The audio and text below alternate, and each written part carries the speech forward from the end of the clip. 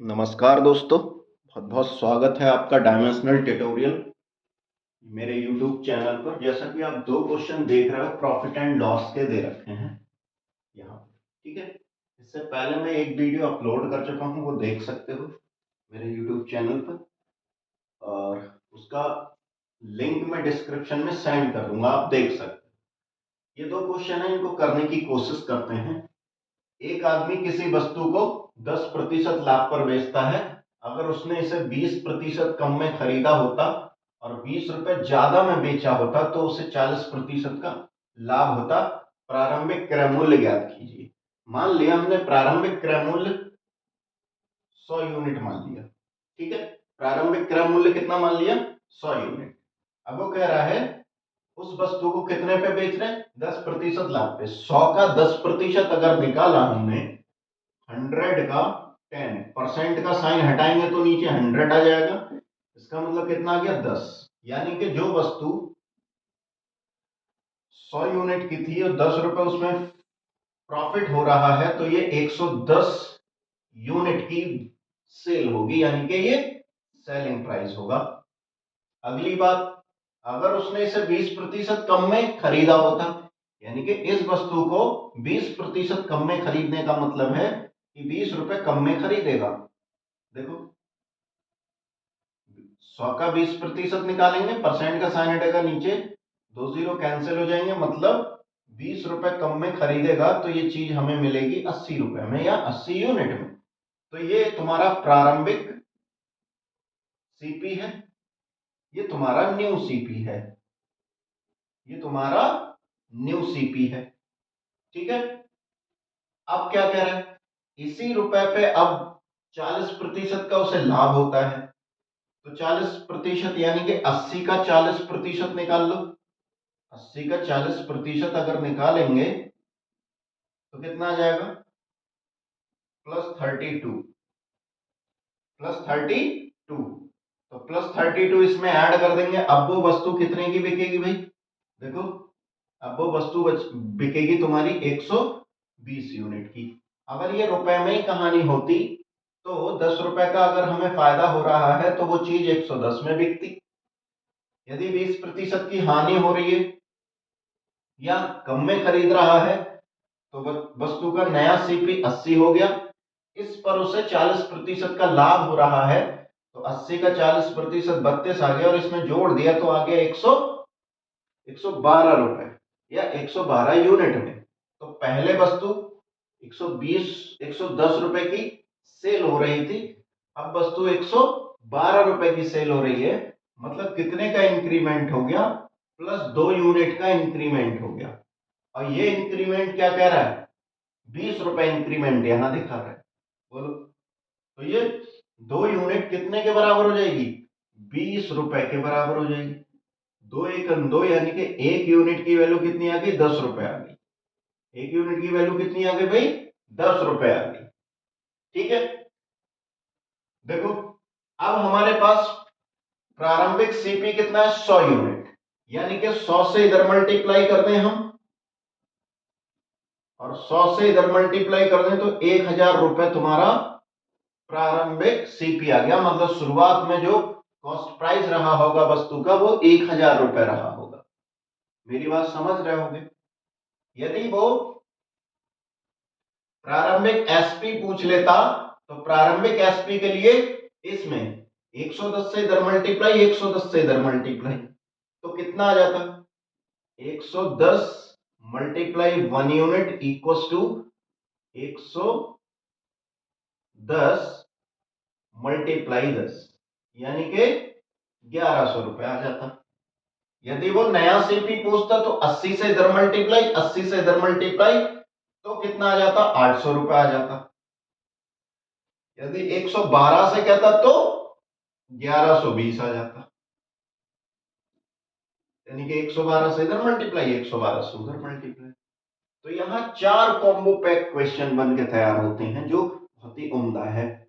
इस टेक्निक से करोगे तो तुम्हें समझ में आएंगी बातें। 4 से 5 भी क्वेश्चन बन सकते, जितने चाहे क्वेश्चन यहां से बना सकते हैं। तो इस कंसेप्ट को ध्यान में रखें, बहुत ही बढ़िया और लाजवाब चीज है ये। ठीक है, पढ़ते रहो। यूपी पुलिस वाले जो अभी लेटेस्ट वैकेंसी आ रही है उसमें पक्का सवाल मिलेगा ही, ये भी मिलने की संभावना है। देखो, एक आदमी किसी वस्तु को 10% हानि पर बेचता है, अगर वह 600 रुपए ज्यादा में बेचता तो उसे 5% का लाभ होता। तो प्रारंभिक क्रय मूल्य पूछ रहे हैं, प्रारंभ में उसका क्रय मूल्य क्या था। मान लिया प्रारंभ में क्रय मूल्य उसका जो था 100 यूनिट था, तो 100 यूनिट में शुरुआत में 10% की हानि हो रही है, यानी कि 100 का 10% उतना निकाला था तो हानि हो रही, तो माइनस कर दोगे, यानी कि ये वस्तु कितने में सेल होगी, 90 यूनिट में सेल होगी। आपको कह रहा 5% का फायदा होगा, कब, जब वो वस्तु को 600 रुपए ज्यादा में बेचेगा, तो 5% का फायदा होगा, यानी कि +5 इसमें जोड़ देंगे तो कितना आ जाएगा, 105 यूनिट। तो पहले जो सेल हो रही थी वस्तु 90 रुपए में सेल हो रही थी, अब कितने रुपए में सेल हो रही है, 105 में, या यूनिट में सेल हो रही, तो कितने का, कितने ज्यादा में वो बेच रहा है। यहां पे वो 15 रुपए ज्यादा में बेच रहा है, बेच रहा नहीं बताओ, 15 यूनिट ज्यादा में बेच रहा है, तो 15 यूनिट की वैल्यू कितनी है, देखो 600। पहले 90 में, अब 105 में, तो कितना ज्यादा है, 15 ज्यादा है, तो 15 से कट कर देंगे, 15 बन जा 15, 15 4 जा, तो ये 1 यूनिट की वैल्यू आ गई 40 रुपए। अब तुम्हारे पास जो है 100 यूनिट क्या है, सीपी है तुम्हारा, 100 यूनिट से 100 से इधर मल्टीप्लाई, 100 से इधर मल्टीप्लाई, ये 4000 रुपए आ गया था। यानी कि शुरुआत में जो सीपी रहा था वो 4000 रुपीज रहा था। यहां तक तुम्हें समझ में आया होगा, आई होप नहीं आया तो वीडियो को पॉज करके देख ले, बताएं।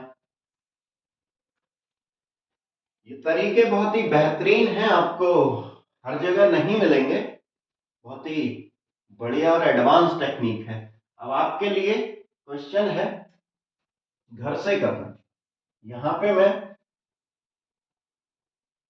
7% कर देता हूं, 7% की हानि होती है, ठीक है, और यहां 5% ही रहने देते हैं, ठीक।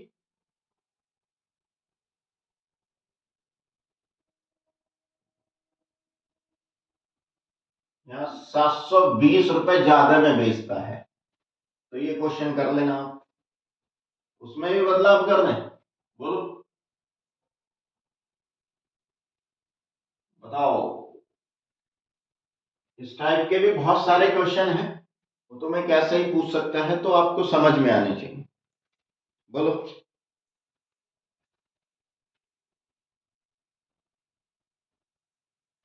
चलो इसको करते हैं। वो कह रहा है एक आदमी किसी वस्तु को 7% हानि पर बेचता है, अगर उसे 720 रुपए ज्यादा में बेचता तो उसे 5% का लाभ होता। तो प्रारंभिक क्रय मूल्य क्या था, ठीक है। एक आदमी किसी वस्तु को 7% हानि पर, तो यहाँ कितना आ जाएगा, हानि आ जाएगा, यहाँ पे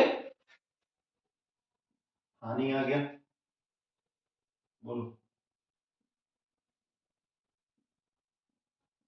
-7, ठीक है भाई।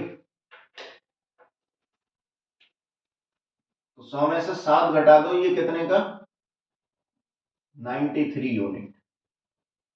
अब वो कह रहा है 5% का लाभ होता, तो ये कितना आ जाएगा, 105, ठीक है। अब देखो ध्यान से, इसको मिटा दें।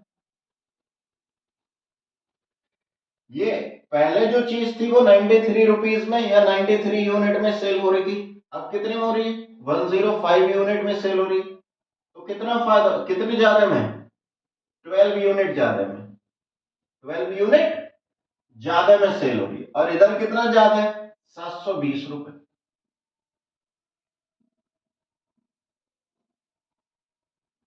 तो 12 बन जाए, 12 6 जा 72, तो 1 यूनिट की वैल्यू कितनी आ गई, 60 रुपीज है। 1 यूनिट की वैल्यू कितनी आ गई, 60 रुपीज आ गई। बोलो 1 यूनिट की वैल्यू कितनी आ गई? 60 रुपीज। ठीक है। अब वो पूछ क्या रहे, प्रारंभिक क्रय मूल्य पूछ रहे, तो प्रारंभिक क्रय मूल्य हमने 100 यूनिट माना है, तो 100 से इधर मल्टीप्लाई कर दें। देखो 100 से इधर मल्टीप्लाई और 100 से उधर मल्टीप्लाई, ये 6000 रुपीज है। ठीक है। अब जरूरी थोड़ी यहां हमेशा हानि रहेगा, यहां हानि हो सकता है, यहां लाभ हो सकता है, यहां चीज कम में बेच सकता है, यहां चीज कम में बेच सकता है, तो तुम्हें समझ में आना चाहिए। देखो करते हैं, देखो बोलो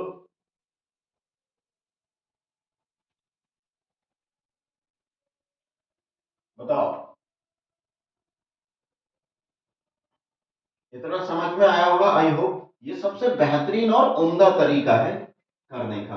यहाँ कोई फॉर्मूला वगैरह नहीं यूज कर रहा हूं मैं, लॉजिकल तरीके से कर रहा हूं। ये लॉजिक तुम्हें समझ में आ गया तो क्वेश्चन हर एक तुम्हें समझ में आएगा, फिर तुम बड़ी आसानी से सारे क्वेश्चन कर पाओगे। ठीक है। और चीजों को अच्छे से पढ़ना, यही काबिलियत है भाई, समझ गए। पढ़ तो सब रहे हैं, जो बढ़िया से टैकल करना सीख गया चीजें वही सिकंदर है, अदरवाइज नहीं। समझ गए।